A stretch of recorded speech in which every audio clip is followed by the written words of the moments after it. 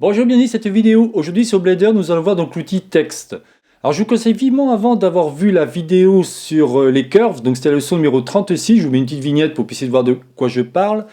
C'est très important parce que vous allez voir qu'on va avoir à peu près les mêmes choses, et une fois que vous aurez bien compris les curves, vous aurez moins de difficultés pour attaquer la fonction ou l'outil texte.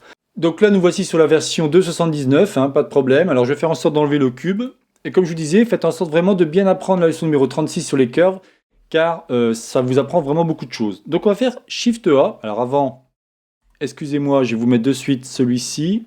Alors à chaque fois, j'oublie. Eh oui, c'est quelque chose que je ne me sers pas, donc évidemment, si vous voulez, moi j'y pense pas. Donc là, il est peut-être un peu petit mon texte. On va le faire. Oups. Voilà, parfait. Donc là, ce qu'on va faire, c'est qu'on va tout simplement ajouter un texte. Shift A, on va, vous voyez ici, vous avez Add. Alors vous vous retrouvez comme d'habitude, soit ici dans Add, vous l'avez ici dans, alors, texte, vous voyez ici. Moi, je préfère le raccourci Shift A, comme ça, vous accédez directement à texte. Parfait.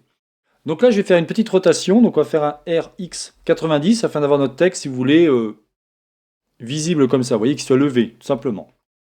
Donc là, on va faire quelque chose, bon, alors pas très commun, où on va tout simplement marquer Blender. Après, à vous de changer, bien évidemment, il n'y a aucun problème à ce niveau-là.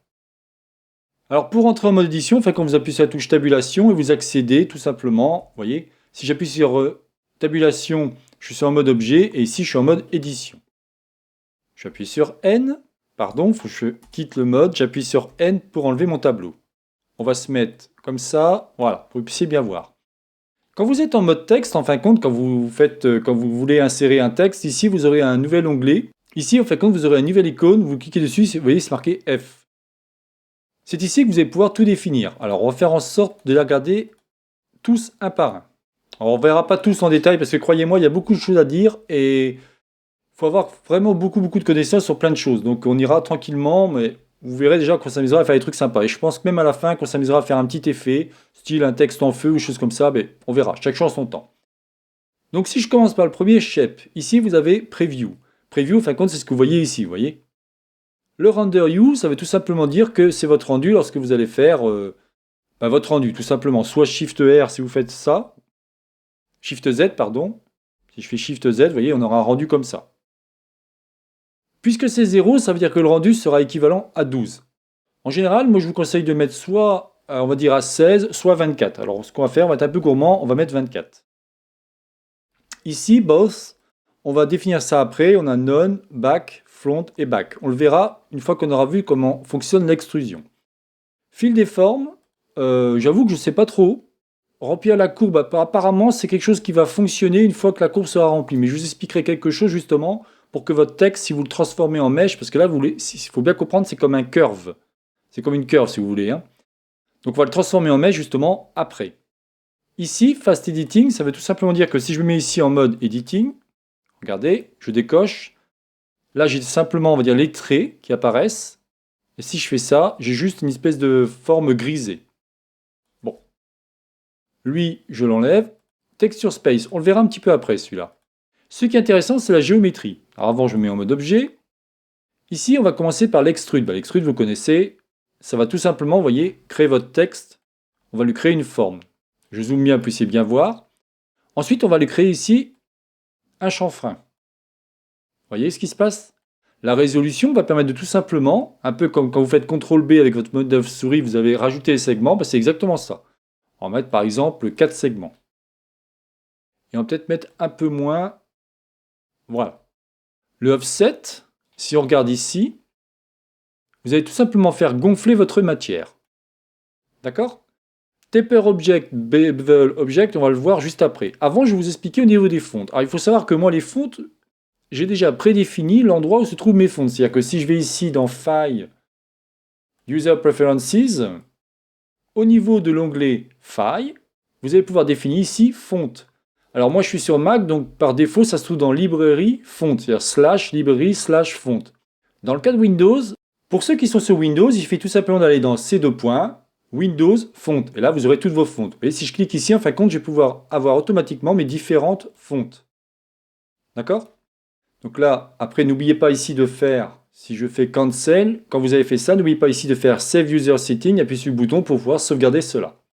Donc maintenant, ici, vous voyez, je vais pouvoir définir tout simplement une fonte. Comme je vous dis, on ne va pas tout voir, hein, bien entendu. Donc je vais cliquer ici, et je vais sélectionner une fonte différente. Par exemple, je vais prendre Tahoma. Là, je fais Open Font. Alors ici, il faut savoir que vous allez pouvoir faire votre fonte, si vous voulez, elle va pouvoir jouer sur le régular, le bold, l'italique, et ainsi de suite. Vous allez pouvoir ici, par exemple, augmenter la taille, size. Le shear, ça veut tout simplement dire que vous allez pouvoir tordre votre élément. Moi, en général, je le mets à 0, surtout pour ce qu'on va faire, on va le mettre à 0. Je vous montrerai une technique un peu plus différente. Ici, bon, pour l'instant, on n'en parle pas. Text curve, on n'en parle pas pour l'instant. Après, vous allez pouvoir modifier la position au niveau de underline. Vous voyez, bon, c'est des options, on va dire, comme si vous étiez sur Windows, tout simplement. Celui-là, on va le laisser tel quel. Ce qui est intéressant, c'est ça. Si vous avez pas mal de texte, comme je dis, c'est sur Windows. Imaginez que vous êtes sur un Word, par exemple. Vous allez pouvoir modifier différents éléments. Vous voyez, en haut, en bas, au centre, bottom, donc en bas, et ainsi de suite. Ce que je voulais vous montrer, voilà, c'est ici. C'est assez intéressant, c'est ça. Vous allez pouvoir, par exemple, espacer les lettres. Vous voyez? Donc là, ça peut être sympa aussi de faire ce genre de choses comme ça. Nous, on ne fera pas. Vous pourrez espacer, par exemple, un mot ou alors une ligne. Et ici, vous aurez un offset, c'est-à-dire que vous allez pouvoir un offset entre... Un offset, ça veut dire décalage, tout simplement. Donc vous pourrez faire quelque chose d'intéressant à ce niveau-là. Si je clique ici, qu'est-ce qu'on a? Là, comme je dis, bon, on n'ira pas plus loin. Déjà, vous allez voir que c'est assez intéressant ce qu'on va faire. On va revenir sur quelque chose de sympa, c'est-à-dire celui-ci, pardon, Taper Object. Alors rappelez-vous, comme je disais dans la leçon numéro 36, je vous expliquais comment celui-ci fonctionnait. Mais on va regarder un petit peu. Donc là, je reste Shift A et je vais faire un curve de type Bézier. D'accord? Je le laisse comme ça, c'est très bien. Je prends mon élément, c'est-à-dire mon Blender, et ici je vais tout simplement sélectionner dans Taper Object. Je clique ici et je fais Bézier Curve. Vous voyez ce qui s'est passé? D'un seul coup, ma forme, elle a changé. Pourquoi? Parce qu'en fin de compte, ici je mets en mode édition, je vais par exemple toucher à ça et je vais bouger. Celui-ci, en fin de compte, va bouger, mon texte va bouger en fonction, bien évidemment, de ma courbe. Alors là, j'ai fait un peu n'importe quoi. Alors, on va essayer de faire quelque chose de plus sympathique, si j'arrive à la trouver. Alors, il est où cet animal? Il est là. Donc si je fais ça, on peut avoir quelque chose comme ça. Toujours pareil, à vous de voir ce que vous voulez faire. Voilà à quoi ça va servir. Donc ce que je vais faire, c'est que je vais le supprimer pour vous montrer autre chose. Tout à l'heure, je vous disais, quand on parlait, donc, hop, je reviens ici, au niveau de shape, je vous parlais de fil. Ici, vous avez front, donc vous aurez en fin de compte que l'avant qui sera rempli. Vous l'aurez compris, si je fais back, vous aurez que l'arrière, et si je fais none, vous aurez tout simplement un style comme ça. Ce qui peut être très sympathique aussi par rapport à ce que vous voulez faire. À vous de voir.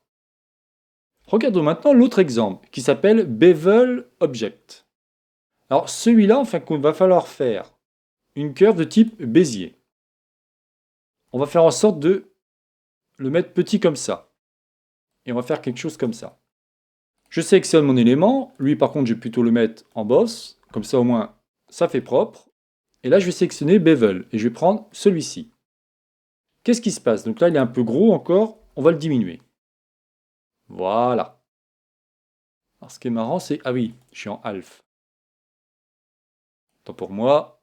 Ah non, pourtant. Tiens, c'est marrant, ça. Il m'a fait un truc différent. Bon, c'est pourquoi pas, ça peut être sympa. Imaginons, ça pourrait être comme un truc vous savez, comme des ballons gonflables. Ça me fait penser un peu à ça. Donc imaginons maintenant ce curve que j'ai ici, je vais vouloir le modifier. Alors, je sélectionne tout le monde. Je sélectionne tout le monde, j'ai dit. W, et je fais Subdivide. Ici, en fin de compte, je vais m'amuser tout simplement à le bouger. On va faire quelque chose comme ça. Et vous allez voir, vous voyez ce qui se passe? Ça, c'est très sympathique parce que vous allez pouvoir modifier en fin de compte votre forme en fonction de votre bevel object. En gros, si vous avez un rond, ça ne changera pas du tout la forme de votre objet, mais si par contre vous commencez à le modifier en carré, en triangle ou en forme comme j'ai fait, automatiquement celui-ci prendra la forme. Donc là, je le supprime et on revient à ce qu'on avait. Très bien. Qu'est-ce qui nous reste? Je clique ici, donc on a vu Preview. On a vu ça, on a vu les modifications au niveau de l'offset, l'extrude, la profondeur et la résolution, pas de problème. Taper Object, on vient de le voir. Bevel Object, on vient de le voir. Les fontes, on a vu ce qu'il en était, c'est-à-dire que Alors, il faut savoir que je ne sais plus en quelle leçon je vous parlais de ça. Au niveau du shader, enfin quand c'était Material, je crois de mémoire, je vous expliquais qu'ici, quand vous cliquez sur le petit F, enfin, quand vous allez sauvegarder ce bloc. Rappelez-vous, par rapport aux orphelins, c'est-à-dire que vous pouvez sauvegarder des polices sans que celles-ci soient utilisées pour un bloc. Si vous vous rappelez ici, je vais vous montrer, quand on est dans Orphan Data, ici au niveau, donc là on n'a rien, mais si j'avais sauvegardé celle-ci, automatiquement j'aurais une fonte qui aurait été, on va dire, sauvegardée au niveau de mon élément. Même si celui-ci n'est pas affecté à un mesh ou alors tout simplement à un bloc. Bon, je ne vais pas trop vous embrouiller à ce niveau-là, c'est pas très utile. Donc maintenant, ce qu'on va faire, c'est qu'on va se pencher sur l'onglet qui s'appelle Texture Space. Alors vous allez voir, c'est assez intéressant. Alors, on va voir ce qu'on va faire, c'est qu'ici, ma lampe, je vais la transformer en sun, pour que si je fais Shift Z, voilà, j'ai quelque chose d'un peu plus sympathique. Très bien. Ensuite, je vais donc créer une texture. Alors je vais cliquer ici sur mon globe, matériaux, je fais New. N'oubliez pas ici d'être en Cycle Render, sinon vous aurez quelque chose de pas terrible. Et là, je vais passer ici. Alors, on l'a pas encore vu, hein, justement, ça fera partie de mes différents cours, mais suivez ce que je vous dis et il n'y aura pas de problème. Alors, évidemment, si je vous montre le raccourci CTRL-T, ça va vous faire ça et vous allez dire « Waouh, qu'est-ce qu'il a fait? Comment c'est que ça a fait ça ?» Moi, ça ne fonctionne pas. Normal, parce qu'au niveau ici du file, dans User Preferences, au niveau de votre add-on, vous devez avoir ici ce qu'on appelle Wranger. C'est écrit comme ça, vous voyez. Et là, il faut que celui-ci soit coché. Par défaut, si vous êtes en 218, 219, vous l'avez. Nativement, vous l'avez. Vous le cochez et vous faites simplement ça. Je vous ferai un cours complet dessus plus tard, mais je ne peux pas tout faire pour l'instant. Après, je vais mettre une texture. Par exemple, je mets une texture de bois. Alors, ce qu'il faut savoir, c'est que les textures, vous pouvez les récupérer par exemple sur texture.com. Vous avez le droit à 15 unités par mois, c'est assez intéressant. Et là aussi, quand je vous expliquerai les textures, on en parlera plus tard. Donc là, je vais récupérer ce qui m'intéresse, c'est-à-dire celui-ci. Je vais faire Open. Je viens ici, je reviens dans 3D View. Pour l'instant, il ne s'est rien passé. Si je reviens ici dans mon texte, j'ai donc défini ici, vous voyez, tout simplement, on va dire un shader de type texture. Donc là, ce que je vais faire, c'est que je reviens ici, et je vais cliquer ici sur Use UV for Mapping. Le mapping, en gros, c'est comment je peux, on va dire, habiller mon objet par une texture. Bon. On va matcher. Pour l'instant, il ne se passe rien. Si je fais Shift Z, vous allez voir que de suite, c'est une texture bois que j'ai prise. On peut habiller notre élément. Vous voyez, c'est déjà très intéressant. Alors, auto-texture, là j'ai vu qu'il y avait différentes choses. Oui, c'est que soit celui-ci va se débrouiller tout seul, soit vous pouvez... En gros, si vous cochez ici, vous allez, votre Blender va s'occuper à mettre les textures proprement. Et si vous cliquez, si vous décochez ici, vous allez pouvoir, vous voyez, bouger les textures, tout simplement. Bon, c'est pas très grave. Et là, je lui demande que ça corresponde. Vous voyez, c'est marqué faire correspondre l'espace texture à la boîte englobante de l'objet. Voilà ce que je voulais vous montrer. Donc là, vous voyez, on a appris pas mal de choses sur Blender. Il reste quelque chose d'intéressant qu'on n'a pas encore vu. Donc je vais repasser en mode objet. Et on va voir un qui s'appelle ici Text on Curve. Alors ce qu'on va faire maintenant, c'est regarder le dernier, c'est celui-ci Text on Curve. Très intéressant aussi, vous allez voir. Ça va me permettre tout simplement par rapport à un cercle. Donc si je fais Shift A, je fais ici un cercle. Bon, je vais l'agrandir un peu. Après, j'ai vu quelque chose qui ne me plaît pas. Non, c'est bon, il est au bon endroit. Si je clique ici, en fin de compte, si je clique ici, pardon, et je clique ici, celui-ci va en fin de compte se mettre autour. Sauf que là, j'ai pas fait comme je voulais, donc je recommence. Shift A, Circle, mais avant, je vais faire un RX 90. Je vais mettre en vue 1, 5, voilà, pour qu'on puisse bien voir ce qui se passe. Je sélectionne mon objet et je fais celui-ci. Et vous voyez ce qui s'est passé? Automatiquement, mon élément va suivre. Alors, regardez, si je prends par exemple mon cercle, je fais ça, il va suivre en fin de compte mon cercle. Alors, il y a sûrement des évolutions d'après ce que je vois. Et oui, ici, il faut que je sois à 0 au niveau de mon offset. Et là, à 0 aussi. Voilà. Et là, par contre, l'intérêt, c'est que si vous voulez, comment dire, mon mesh, mon texte, va suivre en fin de compte la forme par rapport à mon cercle. Bon, voilà en gros ce qu'on peut s'amuser à faire. Maintenant, on va regarder autre chose. Alors, je vais supprimer celui-ci. Voilà, on va rester.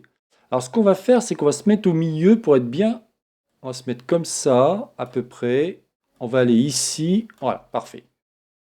Ce qui m'intéresserait, c'est de transformer mon mesh, en fin de compte, si vous voulez, enfin mon texte qui est du curve en mesh. Parce que vous voyez, si par hasard, je veux l'éditer, je ne peux qu'éditer comme ça. Si je fais tabulation, je vais l'éditer, mais je ne vais pas pouvoir éditer mon maillage, tout simplement. Pour éditer le maillage, il suffit de faire Alt-C.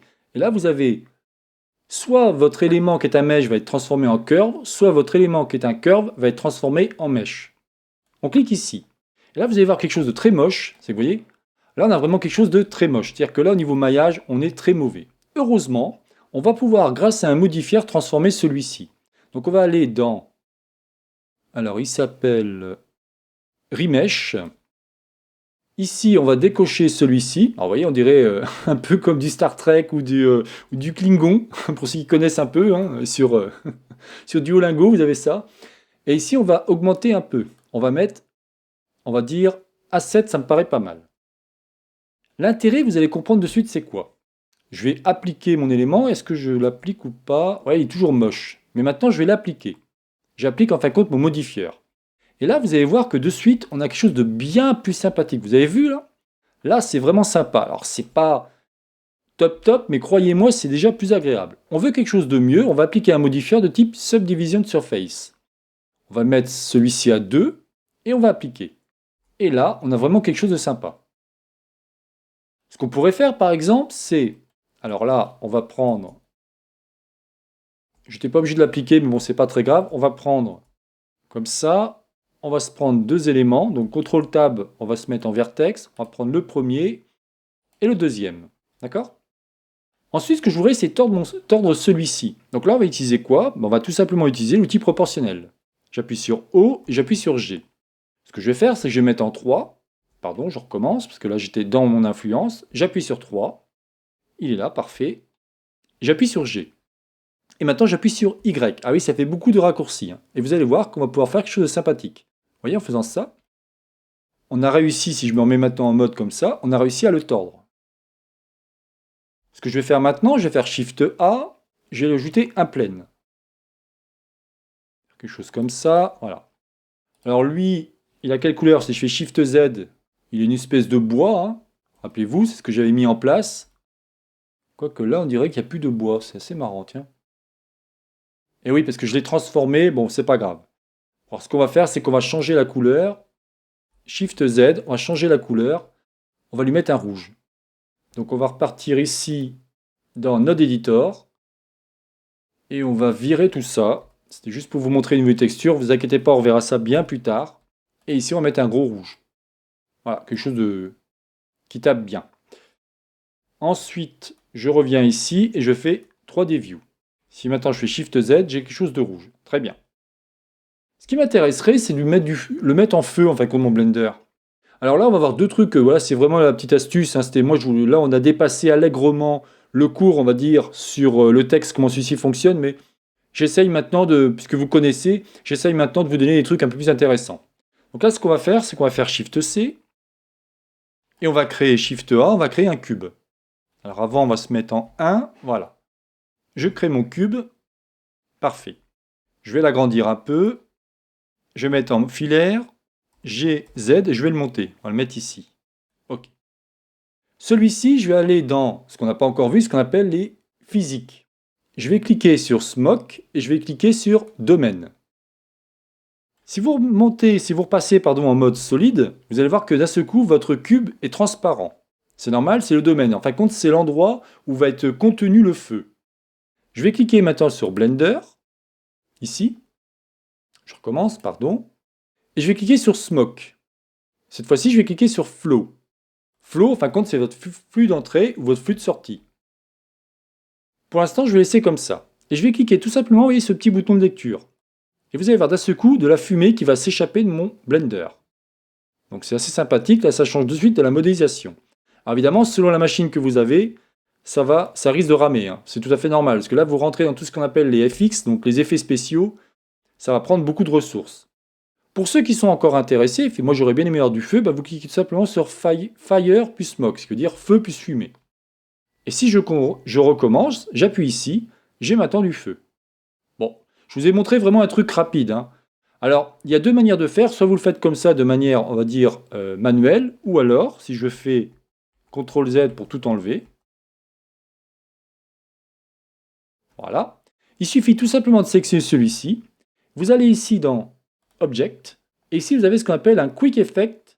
Vous allez pouvoir soit l'exploser, soit lui faire de la fumée, soit au niveau des liquides. On fait Quick Smoke, et automatiquement celui-ci a tout construit. Regardez maintenant, j'appuie sur le bouton lecture, j'ai de la fumée parce que par défaut c'est de la fumée, mais si je reviens ici en cliquant sur Blender et en allant ici sur Fire plus Smoke, vous avez fumée et feu. Voilà, donc c'est terminé pour cette vidéo. C'était donc la chaîne Ça va pour tous, réalisée par Jean-Michel. Alors vous avez bien compris que là on a vu un petit peu comment celui-ci fonctionnait au niveau du texte. On a été assez loin même, hein, on pourrait dire. Mais le but était de vous aider, enfin vous montrer un petit peu ce qu'on peut faire avec Blender. Parce qu'évidemment Blender permet de faire de la modélisation, mais permet de faire bien plus que ça. Quand je vous dis que la dernière fois dans la vidéo, je ne sais plus laquelle, où je vous expliquais, enfin quand un résumé de tout ce qu'on avait fait, on peut faire énormément de choses. Croyez-moi, quand je vous dis 500 vidéos, je me demande si c'est même pas plus. Mais quoi qu'il en soit, j'essaye tout doucement d'avancer. Et n'hésitez pas à poser des questions, moi je vous expliquerai ce qu'il faut faire, enfin en tout cas à mon niveau, hein, parce que je suis juste un passionné qui partage mon savoir. Je vous souhaite donc une bonne journée et à la prochaine vidéo. Bye bye.